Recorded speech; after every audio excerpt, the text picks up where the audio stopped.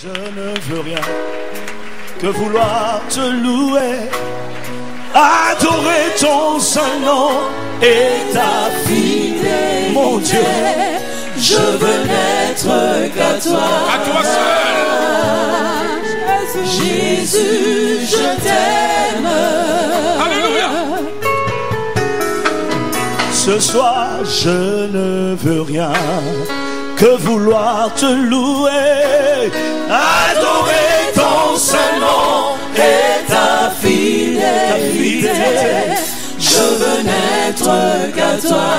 À toi seul. Jésus, je t'aime. C'est ce que nous voulons te dire ce soir. Non seulement que nous t'aimons, mais nous voudrions t'aimer toute notre vie. Ces acclamations, c'est pour te dire nous t'aimons. Nous n'avons que toi. Tu es notre raison d'être. Tu es notre raison de vivre. Alléluia. Tu es celui qui nous a aimés alors que nous ne t'aimions pas encore. L'apôtre Paul dit, à peine mourrait-on pour quelqu'un de bien, mais Dieu a montré son amour alors que nous ne t'aimions pas encore. Tu as envoyé ton fils qui est venu mourir sur la croix pour nous.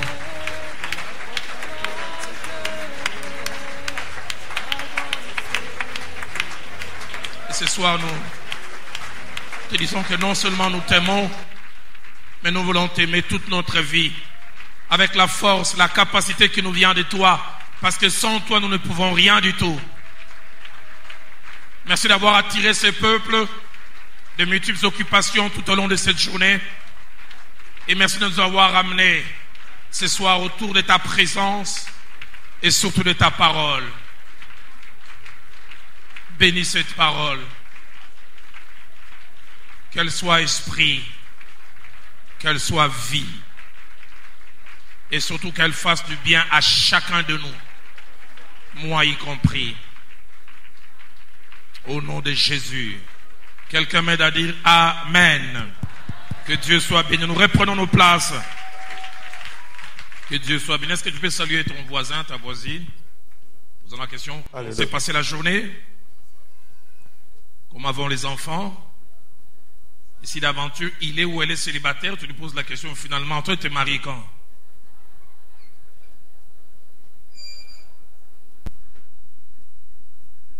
Alors que je ressens cette merveilleuse chaleur spirituelle, je pensais à un récit, une histoire vécue en 83, la première année où je suis rentré à l'université de Kinshasa.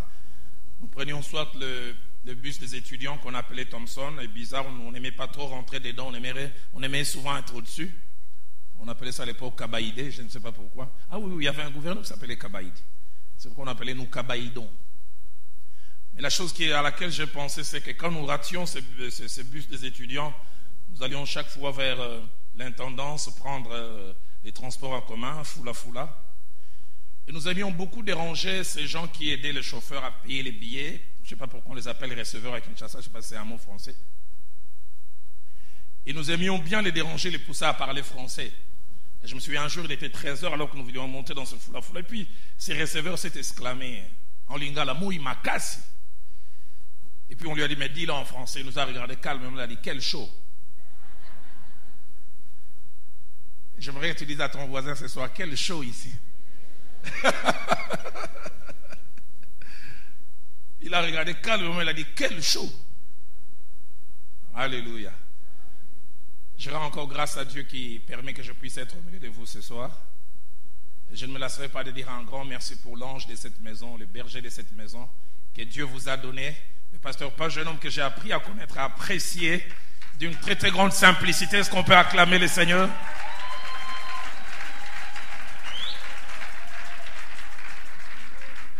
Si vous êtes fatigué de lui, moi je les prends, je l'amène à Kinshasa chez nous. Avec tous les cœurs qu'il a, il ne manquera pas. Hein? Et puis j'ai découvert aussi un homme fantastique à ses côtés, Papa Dani. Je disais au pasteur Pajot, il a été le prémisse de l'église, c'est la première personne de l'église de Dieu, les réveils que j'ai connus. Pour moi, les premières personnes donnent un peu l'image de l'église. Et quel homme fantastique.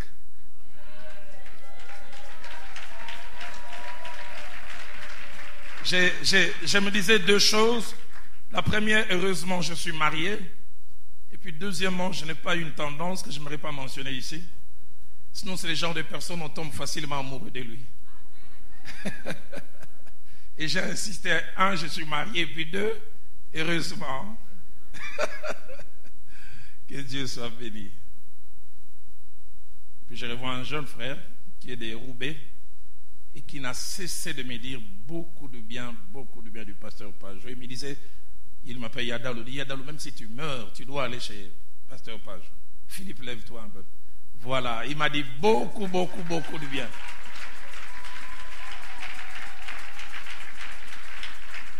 Il m'a dit, comme nous on disait qu'on était petit à Kinshasa, il m'a dit Yadalou, soroke qu'on a tout au Katane Likasa. Alors moi j'ai grandi à la cité, je ne sais pas le dire en français, vous qui êtes francophone, traduisez ça au Katane Likasa en bon français de chez vous ici. Ah toi tu vas dire, vous coupez la feuille, c'est ça? On va faire une relecture et puis je vais lire deux autres passages.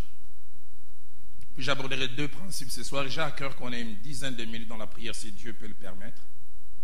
Jérémie chapitre 7, du 1er au 11e verset. La parole qui fut adressée à Jérémie de la part de l'Éternel en ces mots. Place-toi à la porte de la maison de l'Éternel et là publie cette parole. Et dis, écoutez la parole de l'Éternel, vous tous hommes de Juda, qui entrez par ces portes pour vous prosterner devant l'Éternel. Ainsi parle l'Éternel des armées, le Dieu d'Israël. Réformez vos voies et vos œuvres et je vous laisserai demeurer dans ces lieux. Ne vous livrez pas des espérances trompeuses en disant, c'est ici les temples de l'Éternel, les temples de l'Éternel, les temples de l'Éternel. Si vous réformez vos voies et vos œuvres, si vous pratiquez la justice envers les uns et les autres, si vous n'opprimez pas l'étranger, l'orphelin et la veuve, si vous ne répandez pas en ces lieux les sangs innocents, et si vous n'allez pas après d'autres dieux pour votre malheur, alors je vous laisserai demeurer dans ces lieux. Dans le pays que j'ai donné à vos pères, d'éternité en éternité. Mais voici, vous vous livrez à des espérances trompeuses qui ne servent à rien. Quoi? Dérober, tuer, commettre des adultères, jurer faussement, offrir de l'encens à Baal, aller après d'autres dieux que vous ne connaissez pas, puis vous venez vous présenter devant moi dans cette maison sur laquelle mon nom est invoqué et vous dites, nous sommes délivrés.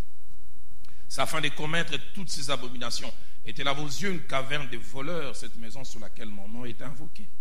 Je le vois moi-même, dit l'Éternel. 2 Samuel chapitre 12, deuxième livre de Samuel chapitre 12, nous lisons du 10e au 12e verset.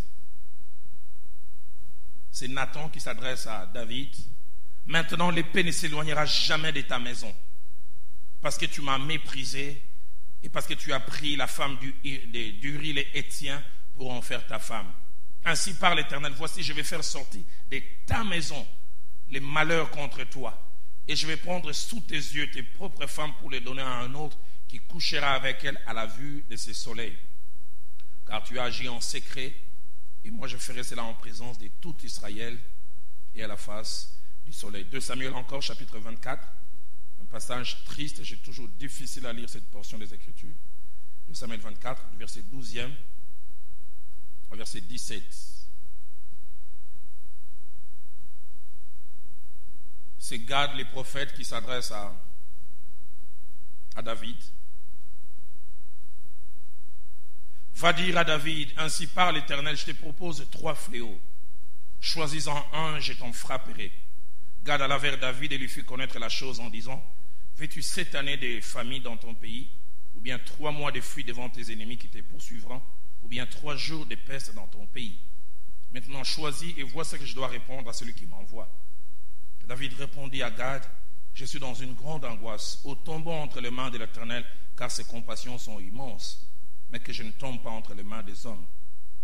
L'Éternel envoya la peste en Israël depuis le matin jusqu'au temps fixé.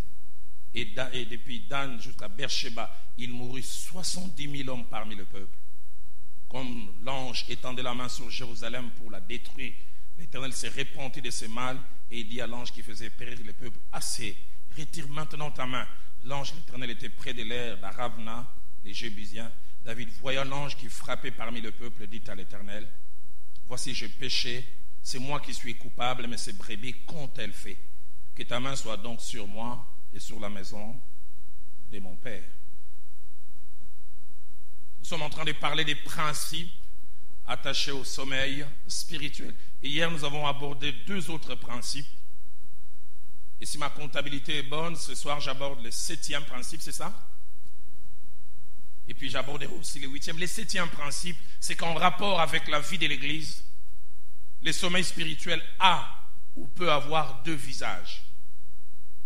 En rapport avec la vie de l'Église, le sommeil spirituel, qui fait l'objet de notre étude, a ou peut avoir 2 visages. Le premier visage du sommeil spirituel, c'est qu'il vous éloigne et de Dieu et de l'Église. Mais le deuxième visage du sommeil spirituel, il vous éloigne de Dieu, mais il vous garde à l'Église. Dans le premier visage, il vous éloigne d'abord de Dieu, puis il vous éloigne des personnes qui craignent Dieu. Et puis en plus, il vous éloigne de la maison de Dieu, de l'endroit où vous pouvez recevoir correction, de l'endroit où vous pouvez recevoir bénédiction. Et ce premier visage qui vous éloigne, 1 de Dieu, 2 de ceux qui craignent Dieu, et 3 de la maison de Dieu, a tendance souvent à toucher simplement les croyants. Le né de nouveau, ceux qui aiment le Seigneur, il les éloigne d'abord, comme j'ai dit, du Seigneur. Il les éloigne de ceux qui craignent Dieu, et puis il finit par les éloigner de la maison de Dieu. Regardez certaines personnes qui ont commencé une bonne marche avec Dieu. Parce qu'ils craignaient Dieu, ils s'attachaient aussi aux craignants Dieu. Et ils aimaient aussi la maison de Dieu, parce que c'est l'endroit de la croissance spirituelle. Mais dès l'instant où ils sombrent dans une léthargie, ils s'éloignent d'abord de Dieu, plus de crainte de Dieu, plus de vie de prière, et puis la présence des craignants Dieu devient une condamnation pour eux. Ah, si je les rencontre, il va me rappeler ceci.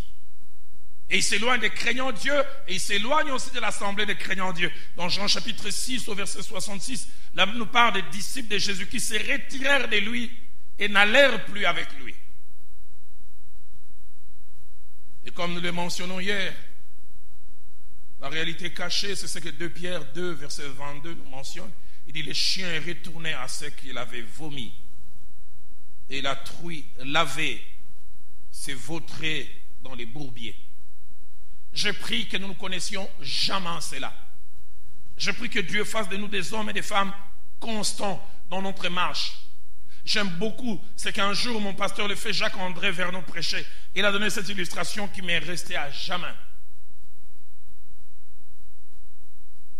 Il a dit, avant ma conversion, j'allais tout droit vers l'enfer, j'étais attaché au monde. Mais il dit, quand j'ai accepté Christ, j'ai tourné les dos au monde. Mais il dit, dans ma marche vers l'éternité, il peut arriver que je tombe. Mais il dit, même à 4 pattes, je continuerai toujours à aller dans la même direction. Je ne retournerai plus jamais dans la direction d'autrefois. Seigneur, aide-moi à m'attacher toujours à toi. Aide-moi à m'attacher au saint, au craignant Dieu. Aide-moi à m'attacher à ta maison. Mais le deuxième type de sommeil qui vous garde à l'église, mais vous éloigne des dieux, est le plus dangereux. Pourquoi? Parce que le premier, quand quelqu'un s'éloigne, est de Dieu, et de craignant Dieu, et de l'église, sa maladie est détectable. Mais celui qui tombe dans le sommeil spirituel, il est éloigné de Dieu, mais il est toujours à l'église. On ne sait pas savoir est-il en bonne santé ou non. Mieux vaut un vrai rétrograde qu'on retrouve dans les bars, qu'on retrouve dans les concerts, qu'un rétrograde masqué. Il continue à prêcher comme je prêche. Il continue à chanter, il continue à faire des choses, mais plus rien n'est comme avant.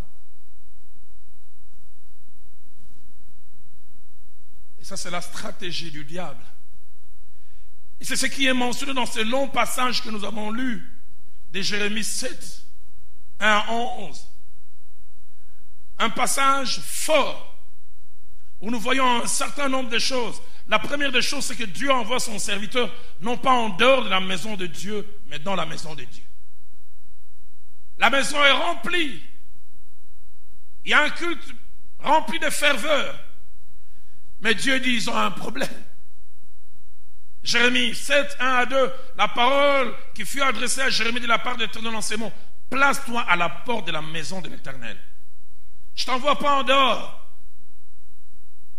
Jérémie, je ne t'envoie pas dans les bars. Je ne t'envoie pas dans les boîtes de nuit. Je t'envoie dans la maison de l'Éternel. Et deuxièmement, ce message s'adresse à une catégorie de personnes.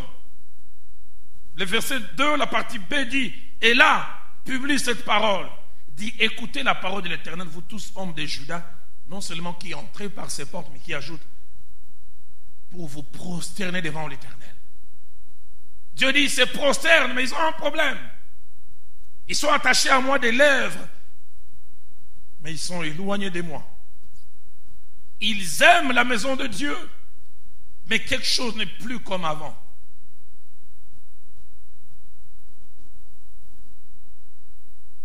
Et le verset 9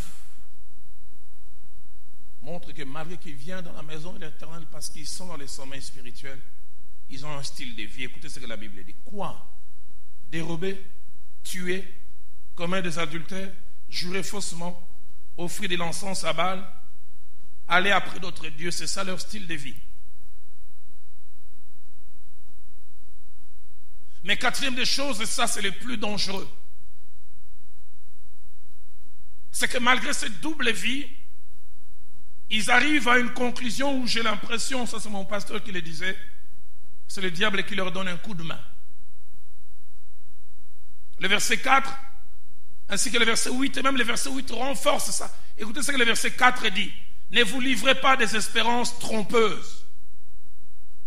Ils se sont éloignés de Dieu, mais ils se livrent à une espérance trompeuse. Ils croient être ce qu'ils ne sont plus. Ils croient avoir ce qu'ils ont cessé d'avoir. Et le verset 8, l'apôtre va plus loin.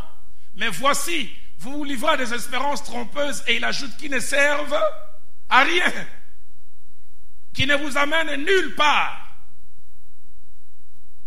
Et la cinquième chose que je trouve hyper dangereuse, c'est qu'ils ont la capacité de passer d'un état à un autre, des fois sans transition. Écoutez ce que les versets 9 et 10 disent. Quoi? Dérober, tuer, commettre des adultères, jurer faussement, offrir de l'encens à Baal, aller après d'autres dieux que vous ne connaissez pas, puis vous venez vous présenter devant moi. Ils peuvent passer d'une activité à une autre sans transition, faire toutes ces choses, et puis ils viennent se présenter devant moi. Il dit: dans cette maison sous laquelle mon nom est invoqué, et vous dites: nous sommes délivrés. Les mêmes, c'est ce que j'essaie de dire, ils expérimentent les sommeils spirituels, mais ils sont dans la maison de Dieu. C'est pourquoi Jésus dira à tous ceux qui me disent: Seigneur, Seigneur, n'entreront pas dans les royaumes des cieux,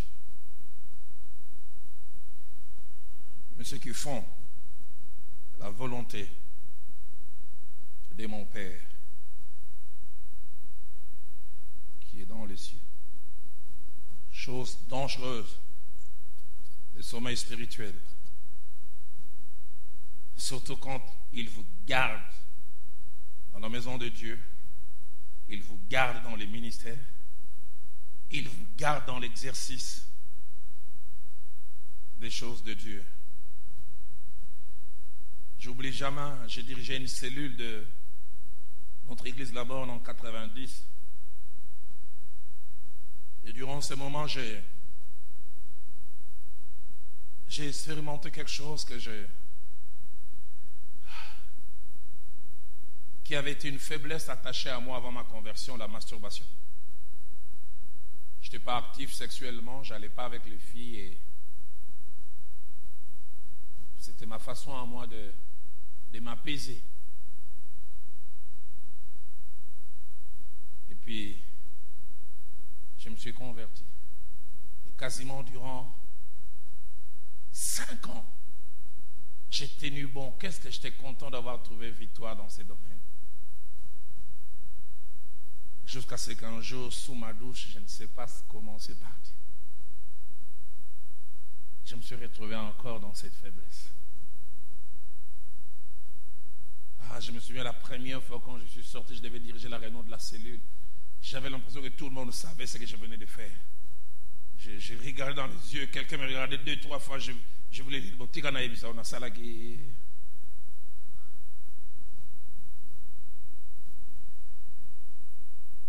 Et je commençais à avoir comme ça une vie de victoire sinusoïdale. À l'époque, il n'y avait pas l'internet comme aujourd'hui. Mais je me suis souvenu, le point de départ, c'était un cousin qui est venu habiter chez nous et qui avait plein de livres pornographiques. Et je commençais, j'ai jeté un coup d'œil et ça réveillait des choses. Je me souviens combien de fois n'ai-je pas dit, je veux plus voir ça. Moi, je suis quand même un enfant de Dieu, je peux plus. C'était 2 semaines et 3 semaines. Et puis après, j'allais encore ouvrir le même livre. Et ça me ramenait aux mêmes faiblesses.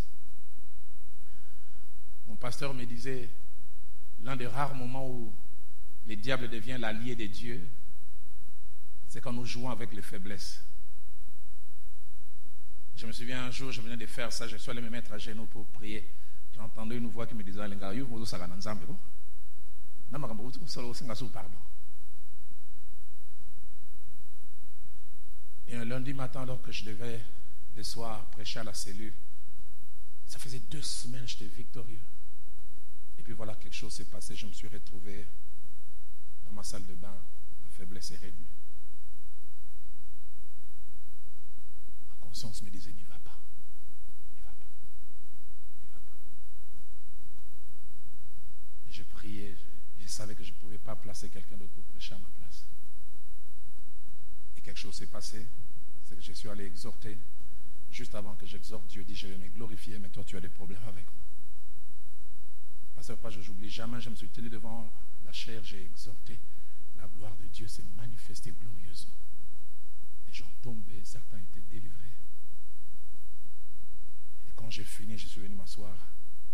J'avais honte de voir cette gloire qui n'était pas attachée au style de vie. J'ai dit, Seigneur, aide-moi. Le sommeil spirituel peut vous garder à l'église, mais vous éloigner de Dieu. Ça vous amène dans une fausse assurance. Deuxième des choses, ça vous amène à vous fabriquer une chrétienté selon vous. Comment ça vous dire, on peut être chrétien en faisant ça. Votre chrétienté n'est plus selon la parole de Dieu, un peu comme ces gens qui se disent on peut jurer faussement, on peut aller servir Baal et puis revenir à la maison de Dieu. On commence à s'accorder des circonstances atténuantes. On s'excuse soi-même. On tolère ce que l'on fait. Et ça, c'est le plus mauvais sommeil à connaître et ne jamais expérimenter. 8e principe attaché au sommeil spirituel, et avant que nous passions un moment tel que Dieu me l'a placé dans la prière, c'est que si le sommeil spirituel est une chose dangereuse pour tout chrétien, il est surtout dangereux pour les responsables.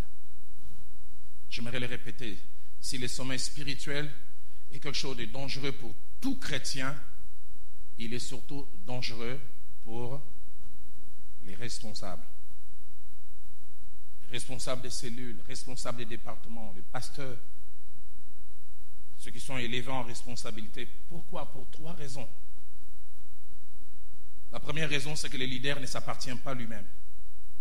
Il est connecté à d'autres. La deuxième raison, c'est que tout ce que le leader est et fait influence les autres. Je n'ai jamais oublié ce principe que mon pasteur, le fait Jacques-André Vernon, m'a dit. Il m'a dit, Roland, un homme de Dieu qui a la responsabilité de brebis ne communique pas ce qu'il dit. Il communique ce qu'il est. Il disait, un prédicateur impudique, mais qui prêche la sainteté, aura des membres impudiques.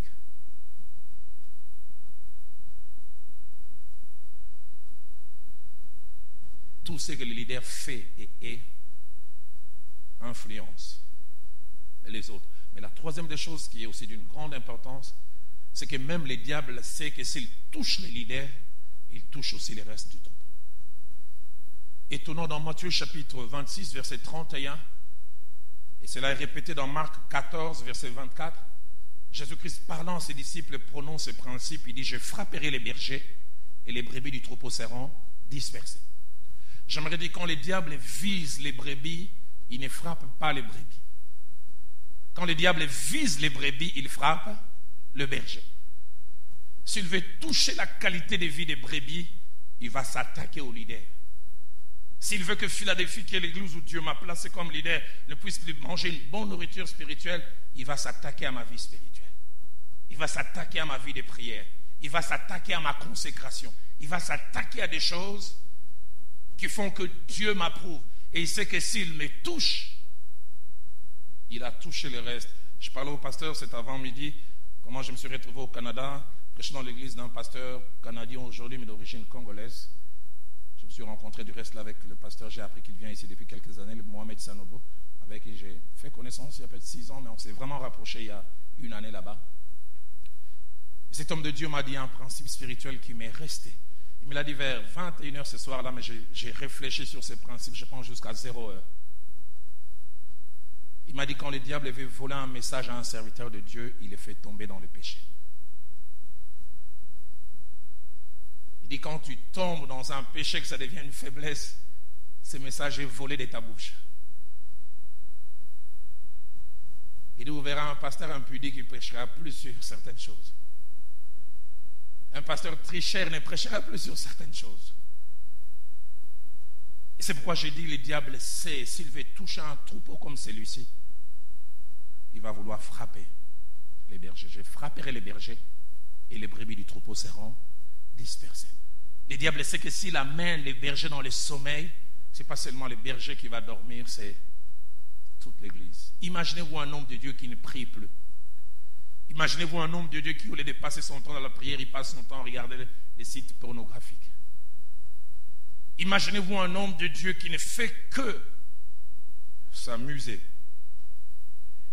Et les 2 textes que nous avons lus après celui de Jérémie sont des textes révélateurs. Ces 2 textes nous montrent quelqu'un élevé en responsabilité, qui lève des options apparemment personnelles et individuelles, en pensant que c'est ma vie, je suis isolé des autres. Mais deuxièmement, nous voyons des conséquences qui vont au-delà de sa personne. Nous avons lu 2 Samuel chapitre 12, versets 10 à 12, où nous voyons le prophète Nathan qui vient de voir David. Il lui dit, l'épée ne s'éloignera jamais de ta maison. L'épée ne s'éloignera jamais de ta maison. Les conséquences, c'est plus tard Absalom qui s'est levé contre lui et tout ce qui s'est passé. Mais pourquoi sa maison a été frappée quand lui a décidé d'aller avec Bathsheba? Sommeil spirituel d'un homme de Dieu, mais c'est la maison qui a subi les conséquences. Le deuxième passage est encore plus grave, c'est le de 2 Samuel. Au chapitre 24, 12 à 13, nous l'avons lu, où comme un examen à choix multiple est présenté à David. Choisis entre ces 3 fléaux. Quel est le fléau que tu décides d'accepter?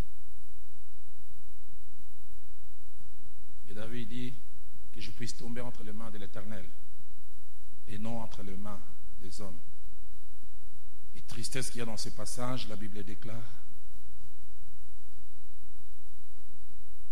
l'Éternel envoya la peste depuis le matin jusqu'au temps fixé. Et il mourut 70 000 hommes. C'est David qui a fait faire les dénombrements. C'est David qui a dit allons compter. Faute individuelle à cause d'une léthargie spirituelle. Mais conséquence, 70 000 innocents qui meurent. Pourquoi je parle de ces choses? Je l'ai dit, Dieu m'a mis à cœur que nous puissions prier à la fin. Parce que des fois nous n'avons aucune idée des projets maléfiques que le diable a à la fois contre nous comme assemblée,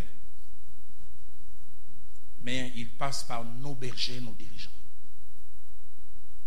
Il veut nous atteindre, mais il passe par lui. Étonnant ce passage de 1 Samuel chapitre 31, verset 3. Israël est sur les champs de bataille. Il y a plusieurs généraux, il y a plusieurs lieutenants. 1 Samuel 31, verset 3. Écoutez ce que la Bible dit. L'effort du combat se porta sur Saül. Alors qu'ils sont plusieurs sur les champs, les consignes est frapper Saül. Frapper les rois. Quand le peuple verra les rois tomber, ils vont perdre courage. C'est pour cela que j'ai insisté en disant, des fois nous sommes prompts à critiquer un homme de Dieu qui tombe, mais est-ce que nous prions pour lui? Nous ne savons pas combien l'effort du combat, l'effort du diable est acharné sur sa personne. Enfin, non seulement de l'affaiblir, mais le diable sait que s'il affaiblit, s'il endort spirituellement, nous aussi nous sommes affaiblis. La version française courant dit « Tout le poids du combat se porta contre Saül ». La version parole de vie dit « Le combat devient très dur et se dirigea contre Saül ». 1 Chronique chapitre 21, verset 1er, les confirme encore. Les dénombrements ont été faits, mais écoutez ce qui est dit.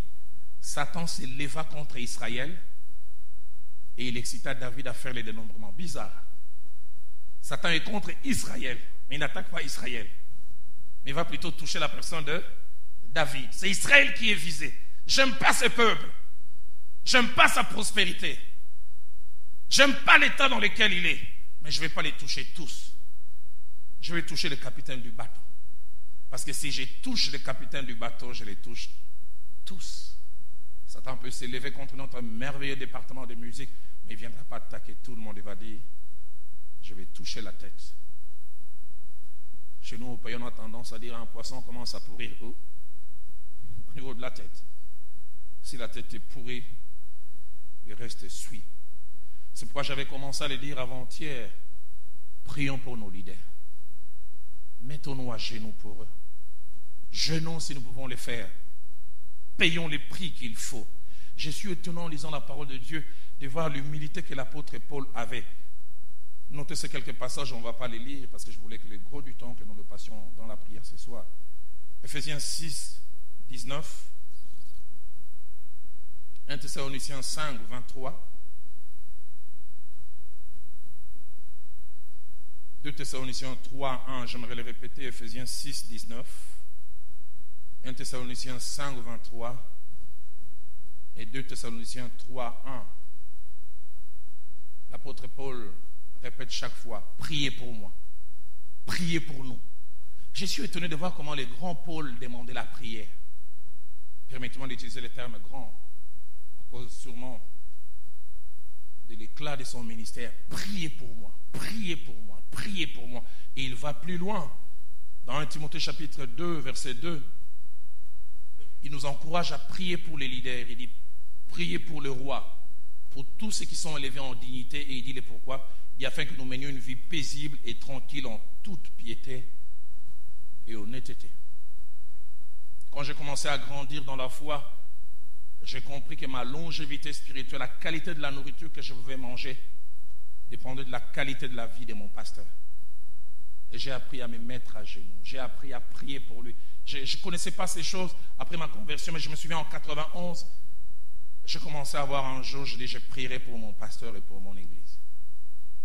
Je commencerai à payer les prix à genoux afin que celui qui me dirige ne tombe pas. Ceux qui nous dirigent ne puissent pas flancher. Et quand je parle de l'église, j'aimerais parler aussi de la famille. Épouse, enfants. Beaucoup de choses attachées à votre bonheur sont attachées aussi à la santé spirituelle de l'homme que Dieu a placé dans votre maison. Si l'homme qui est dans votre maison tombe dans une léthargie spirituelle, il baisse dans la crainte de Dieu, il baisse dans la consécration, il commencera à mener une vie sale, il ira des fois attraper une maladie dehors, il va l'amener où c'est? À la maison. Et c'est vous qui serez la première victime. Les enfants vont manquer de ce bras qui va travailler pour amener le pain, pour se battre. Est-ce que vous priez pour vos parents?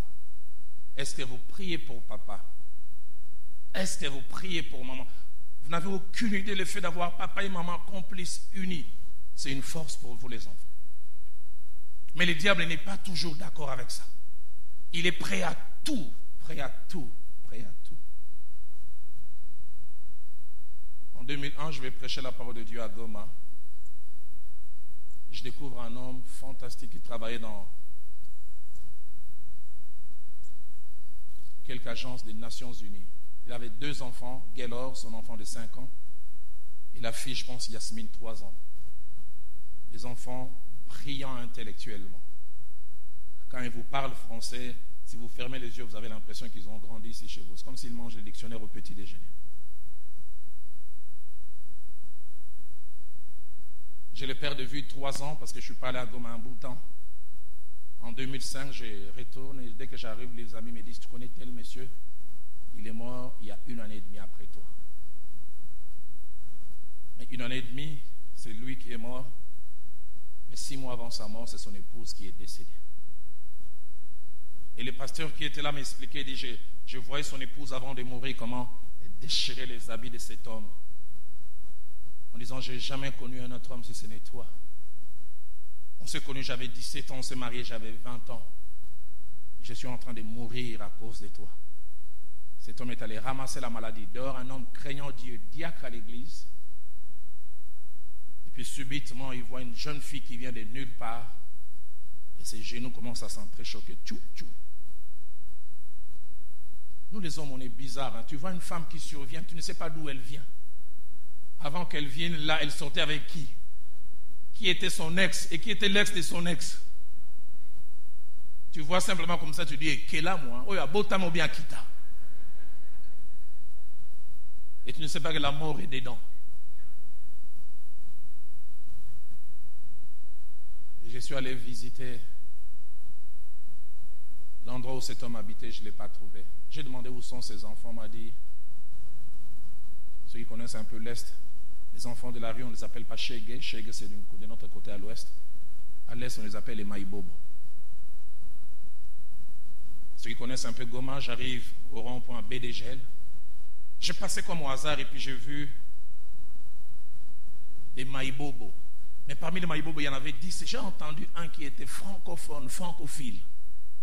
Mince, sale, mais on entendait les Français. On dit, oh, ça c'est pas les Français de la rue. Et puis il m'a reconnu. Tonton Roland.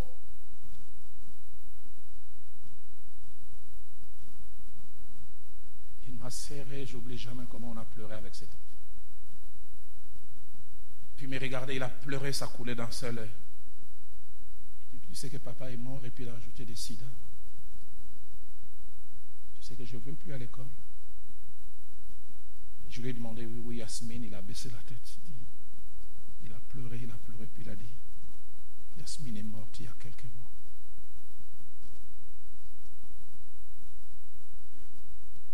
Le pasteur Page, j'ai 4 filles. Ce soir-là, je suis rentré à l'hôtel, je me suis mis à genoux et j'ai dit, Seigneur, aide-moi à me garder pour mes enfants. Je ne veux pas que parce que je n'ai pas su me retenir, que l'avenir de mes enfants soit dilapidé. Quand le diable veut atteindre les groupes, il touchera la tête. J'ai 4 filles que j'aime et que je chéris. Je me bats pour leur donner un avenir. Je sais qu'il y a Dieu au ciel. Je sais que beaucoup de choses dépendent de moi. Certaines choses, je ne les fais pas, non pas seulement parce que j'aime Dieu, mais certaines choses, je ne les fais pas parce que je les aime beaucoup. Ce soir, je voulais vous proposer, alors que les musiciens avancent, que tous nous puissions nous mettre à genoux.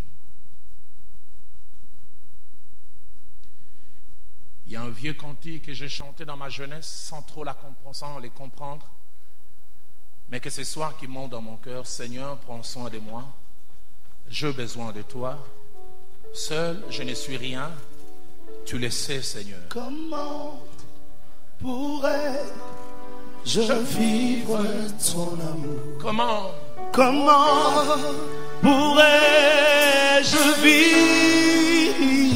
Qui es-tu et qui es-tu, Seigneur?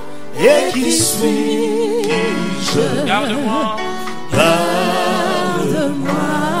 Seigneur. Oh, Seigneur, il prend soin de moi. J'ai besoin de toi. Oui, de toi. Seul, je ne suis rien. Tu le sais. Est-ce qu'on peut le crier encore? Oh Seigneur, Seigneur, prends soin de moi. il prend soin de moi. J'ai besoin de toi. J'ai besoin de toi, Seigneur. Seul, je ne suis rien. tu le sais. Tu le sais. Disons-lui, comment pourrais-je vivre ton amour? Comment pourrais-je vivre ton amour? Comment pourrais-je vivre? Qui es-tu et qui suis-je? Seigneur, et qui suis-je? Garde-moi, Garde-moi, Seigneur. oh Seigneur. Seigneur, prends soin de moi. Prends soin de moi, Jésus. J'ai besoin de toi. Oui, de toi. Seul, je ne suis rien. Tu le sais. Tu le sais. Alors que l'orchestre continue de s'accompagner, lève ta voix, commence à prier. D'abord pour toi-même et puis pour cette église. De ton nom, Seigneur, garde-moi. changer ma vie. Garde-moi du sommeil spirituel et de ses conséquences. Oh Seigneur, Je t'en remercie. Garde-moi encore.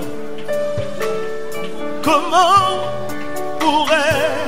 pourrais-je vivre ton amour? Dis-moi comment pourrais-je vivre? Qui es-tu, Seigneur, et qui suis-je? Garde-moi.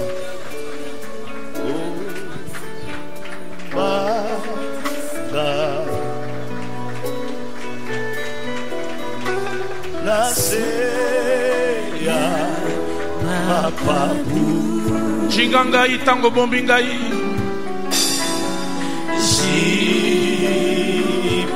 Jipanda Toko na yo yangu ya.